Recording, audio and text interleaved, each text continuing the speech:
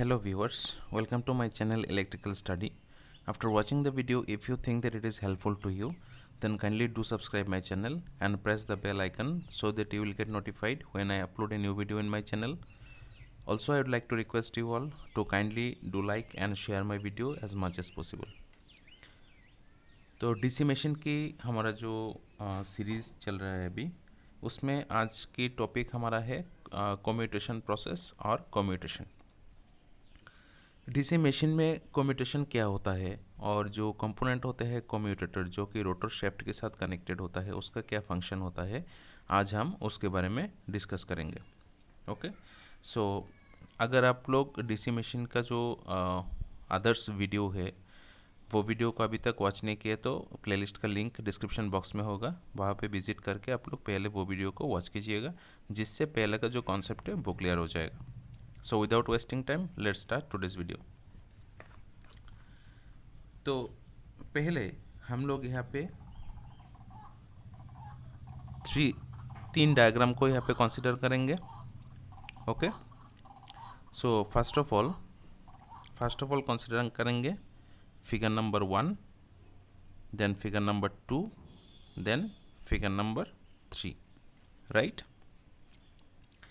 Figure number 1 जो है, इसमें हमने डिस्कस यहाँ पे शो किया है कि यहाँ पे क्या है, हमारा एक मैग्नेटिक पोल्स है, मैग्नेटिक दो पोल है यहाँ पे, एक एन पोल और एक एस पोल, राइट।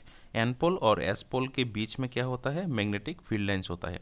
तो बेसिकली क्या होता है, डीसी मशीन में जो यहाँ पे जो पोल्स होता है वो स्टेटर में कनेक्टेड होता है और बीच में जो सर्कुलर पार्ट है वो रोटर पार्ट होता है। ओके, तो हम लोग क्या करते हैं, जो स्टेटर पार्ट है उसमें हम लोग पोल्स का यूज़ करते हैं। ओके, तो पोल्स के बॉडी में हम लोग क्या करते हैं, इस तरह से वाइंडिंग किया जाता है। ओके, पोल्स के बॉडी में इस तरह से वाइंडिंग किया जाता है और वाइंडिंग का यहाँ पे जो दो टर्मिनल है, टर्मिनल के बीच में हम लोग वोल्टेज अप्लाई करते हैं, राइट। तो अगर यहाँ पे वोल्टेज हम लोग अप्लाई करेंगे तो यहाँ पे उसका इक्विवेलेंट जो करंट होगा वो सप्लाई जो करंट होगा वो फ्लो करेगा यहाँ पे। अभी क्या होता है, अगर किसी भी कंडक्टर में करंट आई फ्लो करता है तो करंट का जो सराउंडिंग्स पार्ट होता है, सराउंडिंग्स पार्ट में एक फ्लक्स जनरेट होता है।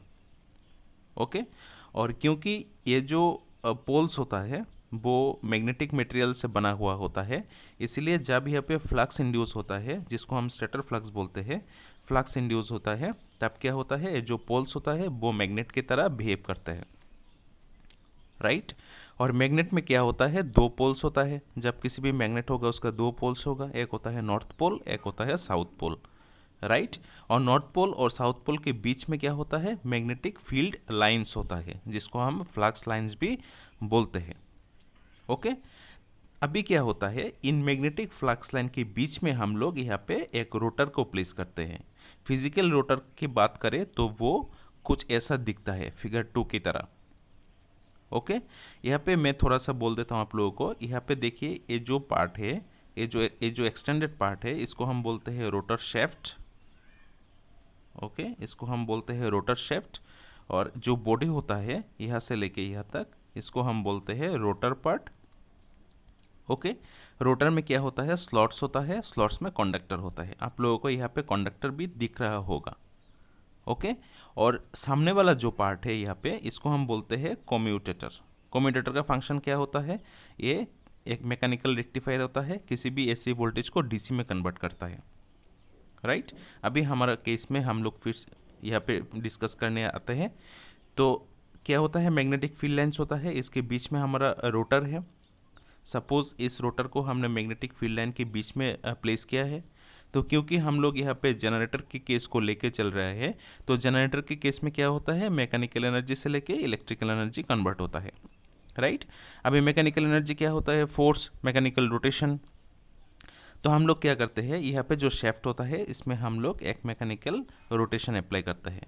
ओके, जिसकी वजह से एंगुलर वेलोसिटी जनरेट होता है।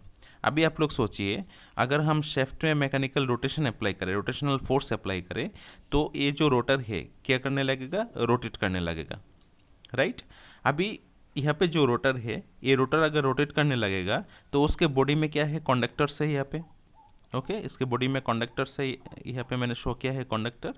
तब क्या करेगा, ये जो कंडक्टर है वो मैग्नेटिक फील्ड लाइंस को कट करने लगेगा और इसकी वजह से according to Faraday's law of electromagnetic induction यहाँ पे एक वोल्टेज जनरेट होगा। ओके तो यहाँ पे प्रॉब्लम क्या है, जो वोल्टेज जनरेट होगा वो होगा AC voltage, alternating type voltage होगा यहाँ पे, और हमारा जो मशीन है वो है डीसी टाइप। ओके वो है डीसी टाइप। अभी हम लोगों को क्या करना पड़ेगा, जो एसी वोल्टेज है उसको डीसी में कन्वर्ट करना पड़ेगा। तो एसी से डीसी में कन्वर्ट करने का जो काम होता है वो करता है यहाँ पे जो कम्यूटेटर है वो। Okay so I hope commutator का फंक्शन आप लोगों को समझ में आ गया होगा। अभी हम लोग मूव करेंगे एक नेक्स्ट जो टॉपिक है वो है फिगर नंबर 3 से आता है वो। ओके तो वो क्या होता है हम उसको समझ लेते हैं। पहले मैंने डिस्कस किया था कि हमारे यहाँ पे मैग्नेटिक पोल जनरेट होता है, इसलिए हमने यहाँ पे मैग्नेट की पोल्स को यहाँ पे एज्यूम किया है। ओके जहाँ पे एन पोल होगा और एस पोल होगा, राइट। और इसके बीच में आप लोग देख सकते हैं हमने एक कंडक्टर को प्लेस किया है जो कि रेक्टेंगुलर शेप में है। अभी क्यों हम लोग रेक्टेंगुलर शेप का कंडक्टर को कंसीडर किया है, क्योंकि देखिए अगर हम लोग एक सिंगल कंडक्टर की बात करें, राइट, तो क्या होगा, एक कंडक्टर सपोज यहाँ से स्टार्ट होगा, कंडक्टर का 2 टर्मिनल होता है, तो फर्स्ट टर्मिनल यहाँ से स्टार्ट होगा, इसके बाद कंडक्टर कहाँ पे प्लेस होता है, स्लॉट्स पे प्लेस होता है, यहाँ पे स्लॉट्स की तरह यहाँ पे प्लेस किया जाएगा। इसके बाद इसका जो डायमीटर है वो क्रॉस किया जाएगा, क्रॉस करने के बाद दूसरा स्लॉट से इसको रिटर्न किया जाएगा। तो अगर हम एक कंडक्टर की बात करें, सिंगल कंडक्टर की बात करें, तो कुछ ये रेक्टेंगुलर पार्ट में वो प्लेस किया जाता है, इसलिए हमने यहाँ पे एक रेक्टेंगुलर कंडक्टर को प्लेस किया है। ओके अभी देखिए रेक्टेंगुलर कंडक्टर को हमने नाम दिया है for example A B C D. Okay for example A B C D हमने यहाँ पे उसका नाम दिया है। अभी क्या होगा, देखिए मैग्नेटिक फील्ड लाइंस किस तरह से होगा, एन पोल से लेके एस पोल की तरफ होगा मैग्नेटिक फील्ड लाइंस। तो अभी जो यहाँ पे रेक्टेंगुलर प्लेट है, कंडक्टर प्लेट है, उसका पोजीशन क्या है, horizontal position. Okay horizontal position यहाँ पे हम लोग कंसीडर कर सकते हैं 0 डिग्री। हॉरिजॉन्टल पोजीशन में जब होगा तब यहाँ पे जो कंडक्टर है, कंडक्टर मैग्नेटिक फील्ड लाइंस को कट नहीं करेगा। ओके तो उसके साथ हम इसका डायग्राम ड्रॉ कर सकते हैं जो टाइम के साथ वोल्टेज का डायग्राम होगा। अभी अगर कोई भी फ्लक्स यहाँ पे कट नहीं करेगा तो जो इंड्यूस वोल्टेज होगा वो 0 होगा। ओके इसके बाद आप लोग एज्यूम करेंगे उसका पोजीशन अभी क्या है, इस तरह का है। इसके बाद जब रोटर का शेफ्ट में हम लोग मैकेनिकल एनर्जी को प्रोवाइड करेंगे तब रोटर रोटेट करने लगेगा, तो रोटर के साथ जो कंडक्टर होगा वो कंडक्टर भी धीरे धीरे रोटेट करने लगेगा, इस तरह से रोटेट होगा, राइट। 0 डिग्री से इस तरह से रोटेट होगा। जब इस तरह से रोटेट होगा तो आप लोग देख सकते हैं हमारे यहाँ पे जो पेन है, ओके पेन को अगर हम कंडक्टर कंसीडर करें तो आप लोग देख सकते हैं जो पेन का जो बॉडी है वो मैग्नेटिक फील्ड लाइंस को अभी थोड़ा थोड़ा कट करने स्टार्ट किया है। ओके इसीलिए थोड़ा थोड़ा यहाँ पे स्मॉल अमाउंट ऑफ वोल्टेज भी जनरेट होगा जो कि लीनियर वोल्टेज होगा। ओके मतलब जितना धीरे धीरे रोटेशन इंक्रीज हो रहा है हमारा जो वोल्टेज है वो धीरे धीरे इंक्रीज होने लगा है। रोटेट करते करते जब ये 90 डिग्री डायरेक्शन में आएगा, अभी आप लोग देख सकते हैं अभी जो फ्लक्स कटिंग रेट है वो मैक्सिमम हो गया है। ओके क्योंकि जो मैग्नेटिक फील्ड लाइन है वो हॉरिजॉन्टल लाइन से, और अभी जो हमारा रोटर कंडक्टर का जो पोजीशन है वो 90 डिग्री पोजीशन में है। ओके सो दैट मीन्स अभी अगर यहाँ पे हम 90 डिग्री लाइन को कंसीडर करें तो आप लोग देख सकते हैं कि मैक्सिमम फ्लक्स कटिंग हो रहा है दिस पॉइंट पे, इसलिए हमारा जो ग्राफिकल रिप्रेजेंटेशन में वोल्टेज होगा वो पीक में होगा, that means maximum voltage. Okay तो अभी 90 डिग्री डायरेक्शन से फिर से ये डिक्रीज होने लगेगा। ओके जब डिक्रीज होने लगेगा फ्लक्स कटिंग रेट भी धीरे धीरे कम होने लगेगा। कम होते होते होते होते जब यहाँ पे 180 डिग्री रोटेशन में आ जाएगा, ओके तब फिर से हॉरिजॉन्टल लाइन पे आ जाएगा, मैग्नेटिक फ्लक्स कटिंग रेट क्या हो जाएगा, 0 हो जाएगा, और वोल्टेज भी हमारा 0 हो जाएगा। तो इसीलिए हमारे यहाँ पे वोल्टेज 0 होता है। कितने डिस्टेंस पे, 180 degree, that means pi distance पे। ओके पाई मतलब क्या होता है, 180 डिग्री। ओके इसके बाद हमारा क्या होता है, 180 डिग्री रोटेशन के बाद धीरे धीरे और भी इंक्रीज होगा। ओके जब इंक्रीज होगा तब हमारा वोल्टेज जीरो से लेके नेगेटिव हाफ में इंक्रीज करेगा। इसके बाद जब नेगेटिव 90 डिग्री में आएगा तब नेगेटिव साइड में मैक्सिमम फ्लक्स कटिंग रेट होगा, मतलब मैक्सिमम फ्लक्स होगा, इसलिए यहाँ पे मैक्सिमम होगा। इसके बाद धीरे धीरे 0 डिग्री की तरफ जाएगा। जब 0 डिग्री होगा अगेन हॉरिजॉन्टल लाइन, यहाँ पे वोल्टेज अगेन 0 हो जाएगा। तो इस तरह से रोटर के आउटपुट में जो वोल्टेज हम लोगों को मिलता है वो होता है ऑल्टरनेटिंग वोल्टेज, या फिर करंट के बात करें तो ऑल्टरनेटिंग करंट होता है। ओके अभी इसको हम क्या करेंगे, डीसी में कन्वर्ट करेंगे। ओके तो यहाँ पे जो पॉइंट होता है वो होता है 360 डिग्री, दैट मीन्स 2 पाई।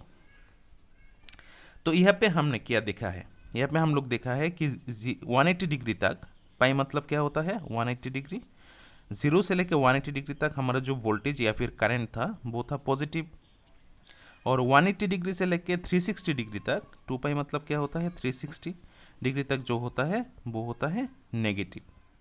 मतलब 180 डिग्री के बाद जो करंट होता है वो रिवर्स होता है। तो ये जो कंडीशन है इसको हम बोलते हैं कम्यूटेशन। ओके यहाँ पे मैंने डेफिनेशन भी लिखा है, आप लोग देख सकते हैं। The complete reversal of current in A coil at a uniform rate as the coil passes the brush is called ideal commutation।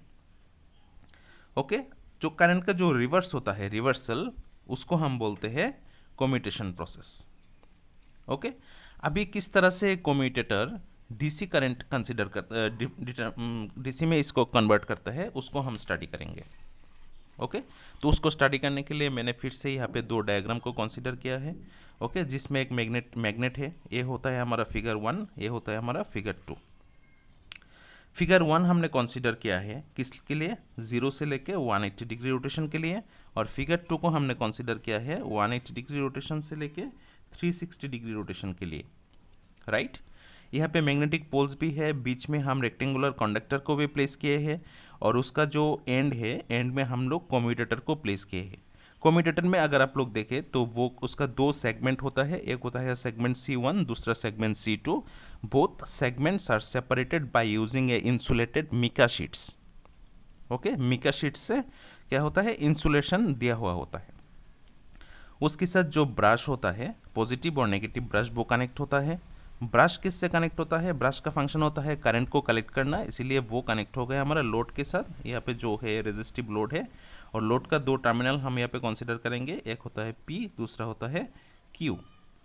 Right ये होता है हमारा रेजिस्टिव लोड। यहाँ पे मैं मेंशन करना चाहूँगा कि जो ब्रशेस होता है वो फिक्स्ड होता है, वो रोटेट नहीं करता है। पर यहाँ पे जो कम्यूटेटर का जो सेगमेंट्स होता है वो रोटेट करता है। ओके तो अभी देखिए 0 से 180 डिग्री रोटेशन तक क्या होता है, जो कॉइल का ए बी साइड होता है वो एन पोल के अंडर होता है, और कॉइल का सी डी साइड होता है वो एस पोल के अंडर में होता है। राइट जब भी ये रोटेट करने लगेगा 0 से 180 डिग्री के बीच में, तब क्या होगा, इसमें करंट इंड्यूस होगा, सॉरी वोल्टेज इंड्यूस होगा, इसके बाद करंट भी इंड्यूस होगा। ओके और उसका जो डायरेक्शन होता है वो ए बी से लेके डी सी की तरफ होता है। ओके मतलब नेगेटिव ब्रश के से पॉजिटिव तक होता है, और अल्टीमेटली लोड में क्या होता है, क्यू से लेके पी तक हम लोगों का जो करंट फिर वोल्टेज होता है वो फ्लो करता है। ओके मगर आफ्टर 180 डिग्री रोटेशन हमने यहाँ पे देखा है कि 180 डिग्री रोटेशन जो है वो रिवर्स होता है। ओके कॉइल साइड भी रिवर्स होगा, मतलब अभी क्या होगा, जो ए बी साइड होगा वो एस पोल के अंडर में आएगा, और जो सी डी साइड होगा वो एन पोल के अंडर में होगा। मतलब ये इस तरह से रोटेट करते करते, देखिए यह पेन का जो यहाँ पे नीब होता है वो इस साइड में है। आफ्टर 180 डिग्री रोटेशन ये क्या होगा, दूसरे साइड में चला जाएगा। तो इसीलिए after 180 degree rotation A B side S pole के अंडर में गया है, और सी डी साइड पहले एस पोल के अंडर में था, अभी एन पोल के अंडर में आ गया है। ओके मतलब यहाँ पे जो हमारा करंट है वो नेगेटिव होना चाहिए, उसको रिवर्स होना चाहिए। ओके अगर रिवर्स होता तो हमारा जो एक्चुअल करंट का फ्लो होता वो P से लेके Q तक फ्लो होता। राइट अगर इसको हम ऑल्टरनेटिंग करें तो। लेकिन यहाँ पे क्या होगा, हमारा जो कम्यूटेटर सेगमेंट्स है वो भी रोटेट हो जाता है। ओके आप लोग यहाँ पे देख सकते हैं P साइड के साथ कम्यूटेटर का C1 यहाँ पे कनेक्ट था, अभी क्या होगा P साइड के साथ कम्यूटेटर का C2 सेगमेंट कनेक्ट होगा। तो क्योंकि एट द सेम टाइम हमारा कम्यूटेटर का सेगमेंट भी यहाँ पे चेंज हो जाता है, इसीलिए करंट का जो डायरेक्शन होता है वो अगेन हमारा Q से लेके P तक होता है। ओके, सो इस तरह से कम्यूटेटर जो होता है, कम्यूटेटर क्या होता है, वो खुद से रोटेट करने लगता है और रोटेट करके करंट का जो डायरेक्शन है वो सेम रहता है। सो इस तरह से जो हमारा वोल्टेज जनरेट होता है उसका वो पल्सेटिंग टाइप होता है। उसका हम अगर हम ग्राफ ड्रॉ करें तो 0 से 180 डिग्री तक हम लोग को इस तरह का पॉजिटिव हाफ मिलेगा, नेगेटिव हाफ नहीं मिलेगा। और 180 डिग्री से लेकर 360 तक हमें अगेन इस तरह से क्या मिलेगा, एक पॉजिटिव पल्स मिलेगा। इसको हम बोलते हैं pulsating DC. Okay, pulsating DC. इसको अगर हम कैपेसिटर से फिल्टर करें तो धीरे धीरे हम लोगों को स्ट्रेट डीसी मिलने लगेगा। ओके, सो इस तरह से किसी भी डीसी मशीन जिसमें एक्चुअली एसी वोल्टेज जनरेट होता है वो डीसी में कन्वर्ट करके वोल्टेज देते हैं with the help of commutator. So I hope all of you have understand each and every steps of this commutation process and AC to DC conversion process. Still you have any queries you can ask in comment section। और video अगर आप लोगों को अच्छी तरह से समझ में आ गया तो वीडियो को लाइक कीजिएगा और जितना ज़्यादा हो सके इसको शेयर कीजिएगा। Thank you for watching.